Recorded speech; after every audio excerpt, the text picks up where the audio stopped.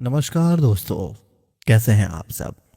मैं ऋषि, आपका अपना YouTube channel round up horror की एक और दिल दहला देने वाली कहानी में आप सभी का स्वागत है।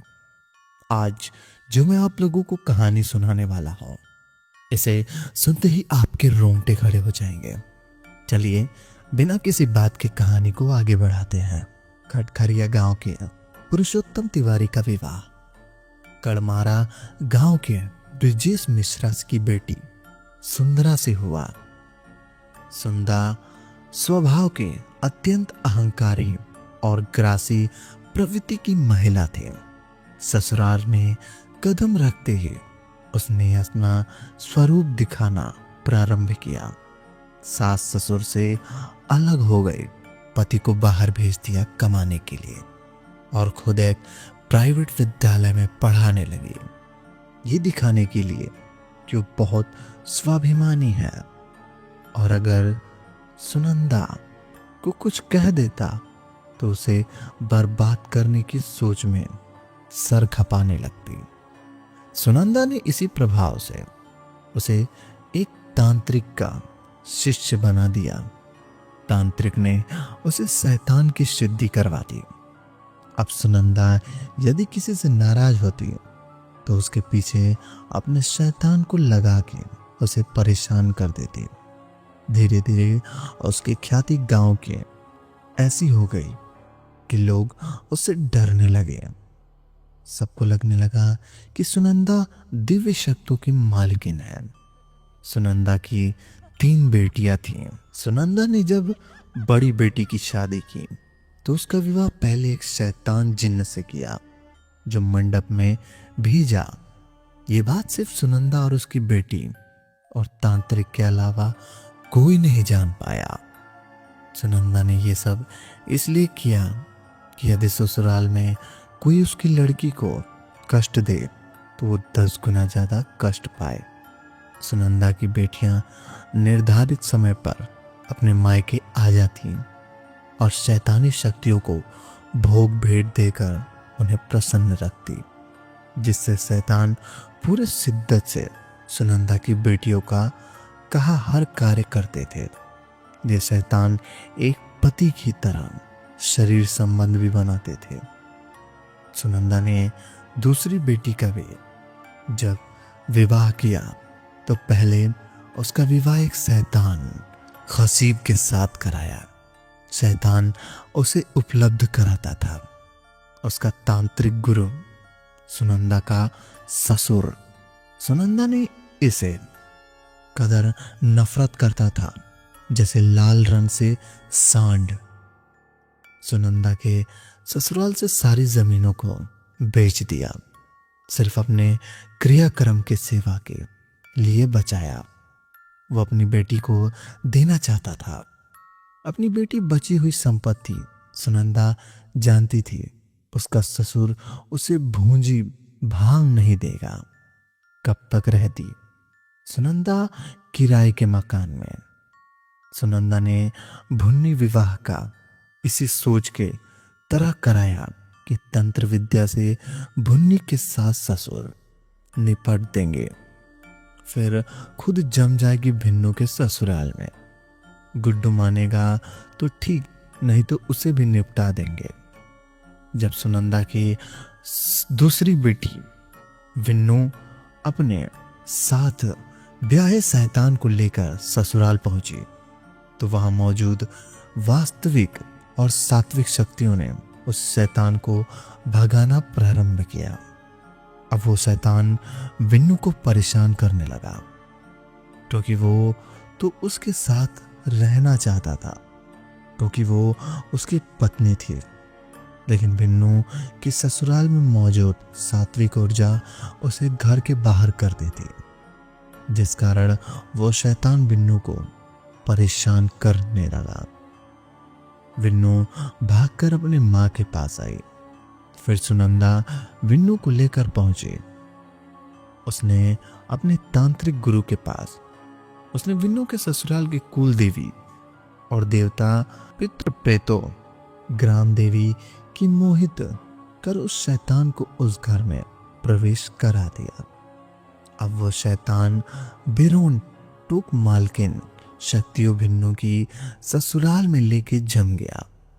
तांत्रिक ने बिन्नू के ससुराल से सारी पॉजिटिव एनर्जी को निकालकर बाहर कर दिया, लेकिन एक एनर्जी को नहीं निकाल पाया, क्योंकि वो एनर्जी शिव मंदिर के पुजारी गिरी महाराज की थी, जिनकी कोई बंदित और मोहित नहीं कर सकता था। दरअसल विन्नू के ससुराल में एक बहुत पुराना पीपल वृक्ष था, लगभग 250 वर्ष, जिसके चबूतरे पर विराजमान था शिव परिवार। ये शिव परिवार गिरी महाराज के कर कमलों द्वारा स्थापित किया गया था।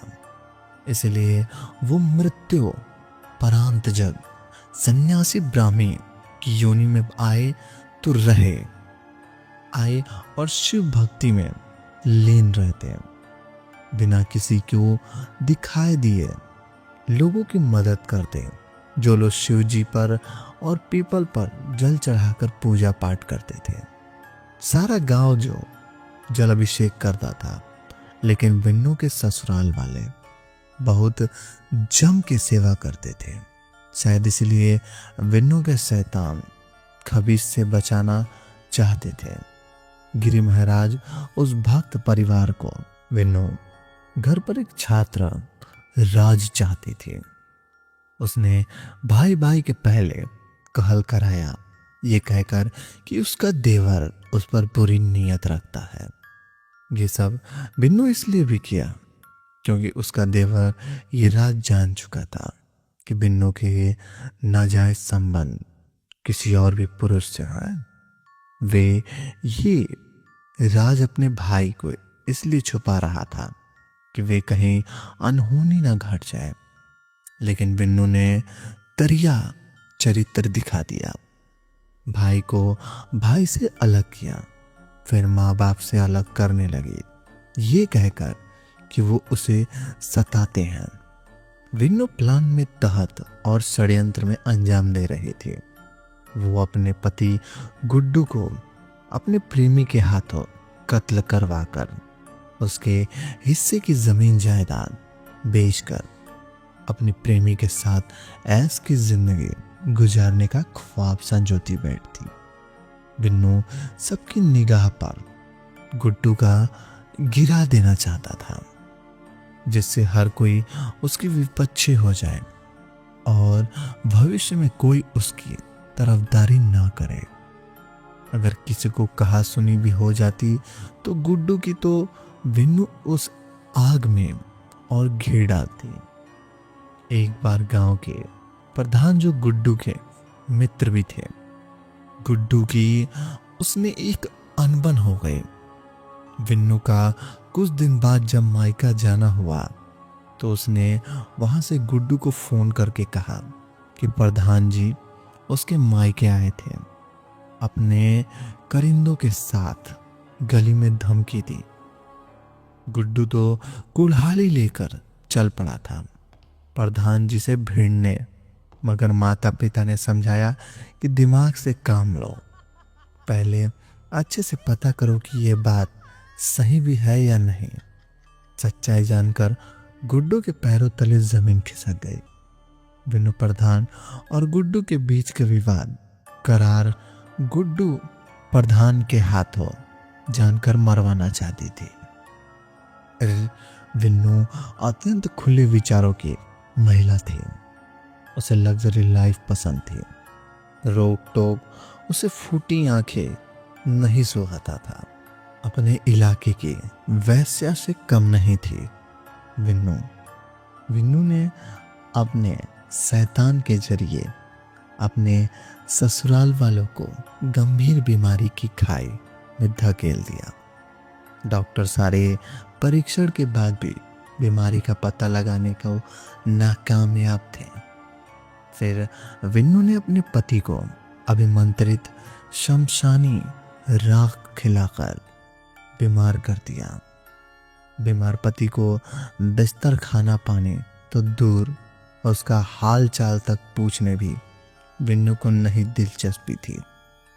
तब गुड्डू को एहसास हुआ कि वो किससे ब्याह लाया। गुड्डू की तीमारदारी पूरी बीमार माँ करती थी। माँ होती ही है। गुड्डू की आंखों में अश्रुधारा बह चले। उसे एहसास हुआ कि जिस बीवी के लिए वो अपने परिजनों से लड़ता था, आज वो उसका किनारा किए हैं और उसके खून के रिश्ते ही उसके सेवा में लगे हैं, जबकि वो खुद की भी बीमारी है। गुड्डू बीमार बिस्तर पर पड़े पड़े महादेव और माता काली के मंत्रों का जाप करता रहा था। यही करना उसके लिए लाभदायी हुआ। एक दिन स्वप्न में मध्यम से गिरी महाराज सन्यासी बाबा ने उसे बताया, विन्नू ही सारी समस्याओं की जड़ है। वो अपने साथ एक शैतान को ले आई है जो ये सब उत्पात कर रहा है। उसे बचने के लिए जितना पूजा पाठ कर सकता है गुड्डू करे, क्योंकि पूजा से उसकी और स्ट्रांग होगा और गिरी महाराज की पावर बढ़ेगी। तभी वे शैतान का मुकाबला बेहतर ढंग से कर पाएंगे। गुड्डू अब अपने माँ बाप की ही सुनता, धीरे धीरे ठीक भी होने लगा। विनू से ये सब देखा नहीं जा रहा था। विनू अपने मायके आ गई, इस खुशफहमी में कि गुड्डू से बुलाने के लिए भागा भागा आएगा, मगर उसकी ये खुशी फहमी कर चुकना चूर हो गई। बुलाना तो दूर, गुड्डू ने उसे कभी फोन तक ही नहीं किया। विन्नू के जाने के बाद सारी हकीकत गुड्डू के माता पिता भाई बहन गुड्डू से बताई कि विन्नू के संबंध पराये मर्दों से भी है। जब गुड्डू घर से नहीं होता था तब वो घंटों मोबाइल पे बॉयफ्रेंड और गर्लफ्रेंड जैसी की तरह बतियाती थी। कई बार अनजाने शख्स आए, उनको कभी विन्नू मौसी तो कभी मामा का लड़का बताती। एक दिन विन्नू ने ही फोन किया कि गुड्डू को और बोली, यदि किसी लड़की का खिला नहीं सकते तो ब्याह के क्यों लाए। गुड्डू, मैंने सोचा तुम मेरी तबीयत पूछोगी। बात खिलाने की तो कौन सा तुम भूखी मरती थी यहाँ। अब तुम्हें डेली ढाबा का शाही पनीर ही खाना है तो मेरे बस का नहीं है। बिन्नू गुस्से में फीवर पड़ी। जो अपने माँ बाप के हुक्म का गुलाम होगा वो अपनी पत्नी के हक के लिए भी लड़ सकता है। गुड्डू, किस हक की बात कर रही हो तुम। मेरे माँ बाप अब तुम्हें अपने घर का कोठा बनाने का इजाज़त तो नहीं कतई देंगे। रही तुम्हारे लिए लड़ने की बात, तो किस बात के लिए लड़ूं। तुम्हारी गंदी आदतों के लिए, तुम्हारी अय्यासी के लिए, तुम्हारी चोरी करने की आदत के लिए, घर में फूट डालने के लिए, भाई को भाई से लड़ने के लिए। ऐसा करो, तुम कोई दूसरा घर देख लो जो तुम्हारे रिक्वायरमेंट पर रखा उतरे।